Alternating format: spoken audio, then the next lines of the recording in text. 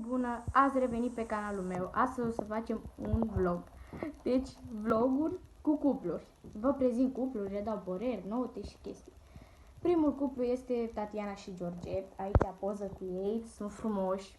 Mai ales Tatiana, e o prințesă. Sunt frumoși, le dau nota 10, sunt superbi. Nota 10 cu plus. Cei mai frumoși cuplu, zău. Așa, urmează al doilea cuplu, prietenii mei, care sunt super cringe, nu? Narcisa și Dani, mai ales Narcisa și Dani sunt foarte frumoși. Le dau nota 10 cu plus.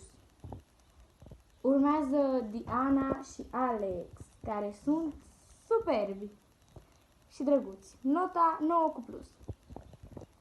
Așa, urmează Andreea și Adi.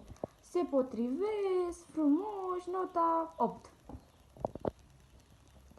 Urmează Robert și Alberta.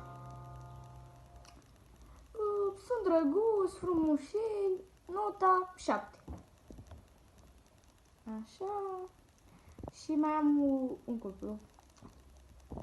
Alina și Dragoș, care sunt superbi, se potrivesc. Alina e frumoasă, el e frumos, nota 10. Vă pup. Dați like.